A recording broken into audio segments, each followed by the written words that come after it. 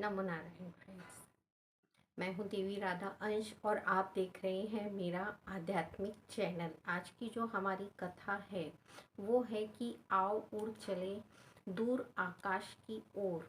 इस कथा में, इस कहानी में ऐसा मोटिवेशन है कि जो दो फ्रेंड हैं, यानी एक मेंढक है इसमें और एक हंस है, हंस और मेंढक के बीच की कहानी को ये दर्शाता है कि क्या हमारी भावनाएं होती हैं, क्या हमारे संकल्प होते हैं जो हमें अपनी लाइफ में आगे बढ़ने की प्रेरणा देते हैं। इसी मोटिवेशन के साथ हम इस कथा को सुनते हैं कि एक जगह थी जहाँ पे लोग आना जाना करते नहीं थे। वहाँ पे वीरान जंगल में एक कुआं था, बहुत ही पुराना था, बहुत ही प्राचीन था, जहाँ लोगों का आना जाना तो नहीं था, पर हर साल बारिश होती थी।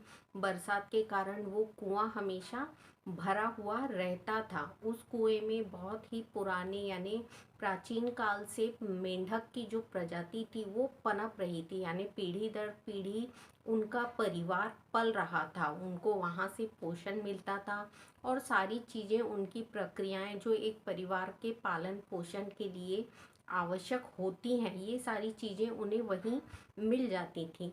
एक दिन क्या हुआ, बहुत ही ज़्यादा बारिश होने के उपरांत, यानी बहुत भयानक बारिश हुई। उसके बाद जब बारिश का माहौल शांत हुआ तो उस जगह पे उड़ते हुए एक हंस पहुंचता है।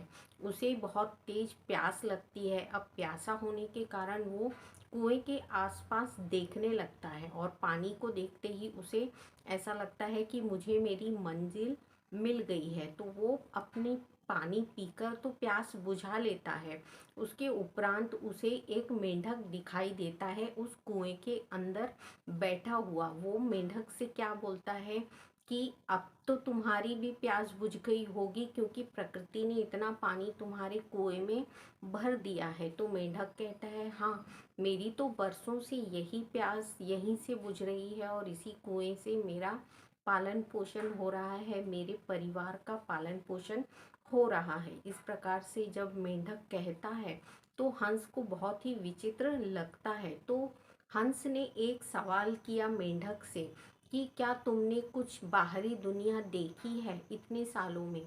तो मेंढक कहता है, नहीं, मैं तो बहुत ही गौरवशाली हूँ, क्योंकि प्राचीन काल से इसी कुएं के अंदर मेरे सारे बुजुर्ग, यानी जितनी भी पीढ़ियां हैं, वो सारी इसी कुएं के अंदर हम रह के ही अपना जीवन यापन करते हैं। हंसी खुशी खेलते कूदते हैं, एक दूसरे के साथ अपनी भावनाओं को शेयर करते हैं।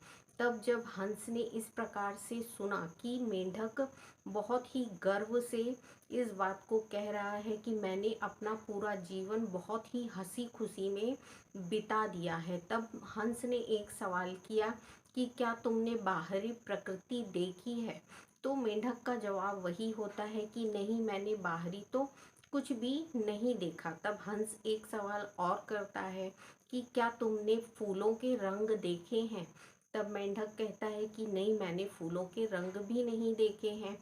तब हंस एक सवाल और करता है कि क्या तुमने प्रकृति में कितने प्रकार के झाड़ पेड़ और सुंदरता दी है प्रकृति को परमेश्वर ने, वो सब देखा है। तो मेंढक कहता है, नहीं, मेरा तो सारा जीवन इसी कुएं के अंदर बीता है और यही मुझे सबसे प्रसन्न लगता है कि मैं पूरे परिवार के साथ यहाँ जीवन यापन करता हूँ और मेरी सारी इच्छाओं की पूर्ति, जितनी भी मेरी इच्छाएं हैं, वो सब इसी कुएं के अंदर मुझे मिल जाती हैं। तो मुझे बाहरी चीज़ों से क्या लगाव, मैं क्यों लगाव रखूं बाहरी चीज़ों से, जब सारी चीज़ें मुझे इसी जगह पे मिल रही हैं। तो मुझे क्या करना है कि बाहरी प्रकृति में क्या है। तो हंस ने एक सवाल और पूछा मेंढक से कि कभी तुम्हें इन चीज़ों को देखने की इच्छा नहीं हुई क्या, कि परमेश्वर ने इस सृष्टि को बनाया है तो हम इसकी प्रकृति का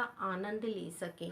तब मेंढक ने कहा कि मेरे जीवन में आनंद जैसा कुछ नहीं है, सब कुछ मिला जरूर है मुझे इसी कुएं के अंदर। प्रसन्नता होती है कि हम एक साथ एक ही जगह पे पूरे परिवार के लिए एक साथ कुछ करते हैं और हंसी खुशी रहते हैं, पर फिर भी मन में शांति नहीं मिलती। जब मेंढक ने इस प्रकार से कहा तो हंस ने कहा कि यदि तुम शांति चाहते हो और चाहते हो कि कुछ देख सको तो तुम मेरे साथ चलो, मैं तुम्हें कुछ दिखाना चाहता हूँ। तब मेंढक ने बड़े ही गर्व से कहा कि जब मैं अपने ही घर में सुखी हूँ, यानी जब मैं अपने ही इस जितना भी क्षेत्र है कुएं का दायरा उसी में खुश हूँ, तो मैं बाहर क्यों जाऊँ या बाहरी चीज़ों से मैं लगाव क्यों रखूँ। तब फिर हंस ने समझाया कि यदि तुम मेरे साथ एक बार चलते हो तो मैं तुम्हें बता दूंगा कि क्या मैंने देखा है और मेरा जीवन किस प्रकार का है।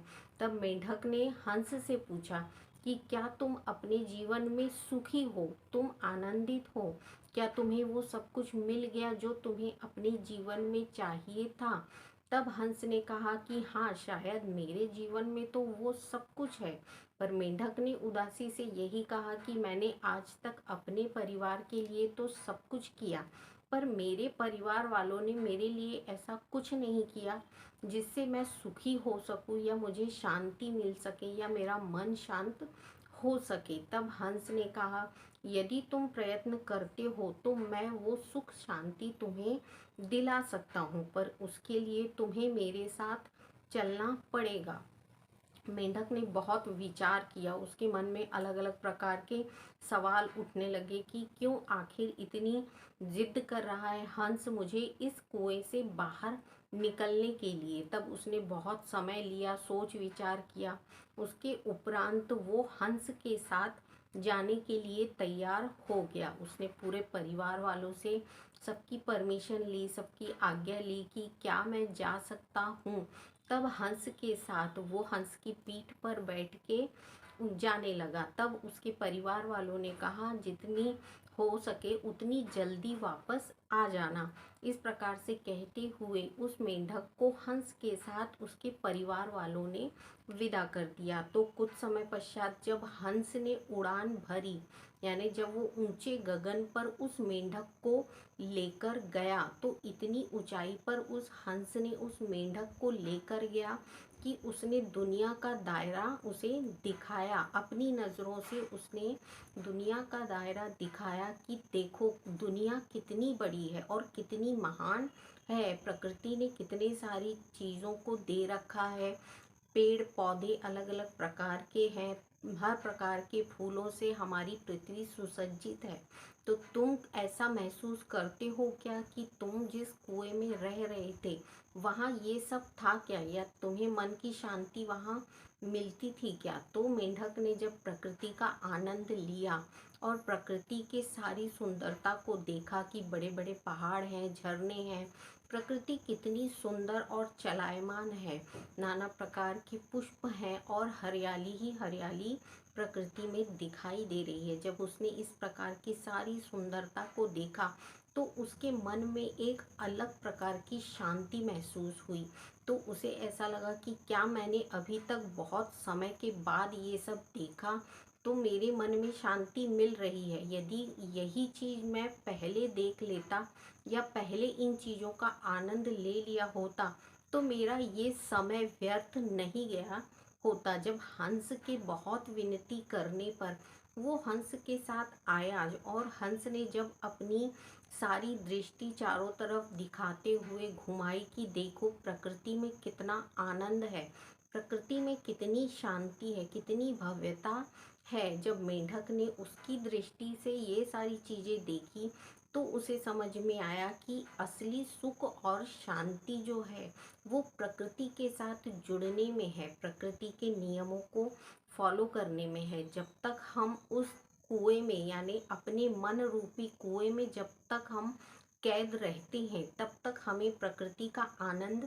नहीं मिलता। जब तक हम अपने मन रूपी कुएं में ही बैठे रहेंगे और डुबकी लगाते रहेंगे तब तक हमें असलियत जो है प्रकृति की और जो पवित्रता है वो दिखाई नहीं देती। जब मेंढक को इन सारी चीज़ों की जानकारी मिली तब उसके मन में अपार शांति मिली कि प्रकृति और सुंदरता अभी तक तो मैंने देखी ही नहीं थी। आज हंस के माध्यम से मैंने इन सारी चीज़ों के दर्शन किए हैं। तब उसने कृतज्ञ होकर उस हंस का धन्यवाद दिया जिस हंस ने इस प्रकृति को उसे दर्शन कराए थे। यानी उस छोटी सी जगह से निकालते हुए उसने जीवन उसका परिवर्तित किया कि अपने उस दायरे से निकलो और बाहर देखो कि प्रकृति में बहुत कुछ है जिसके द्वारा तुम अपने दुखों को, अपनी परेशानियों को भुलाते हुए अपने जीवन को आगे बढ़ा सकते हो। तो हंस ने जब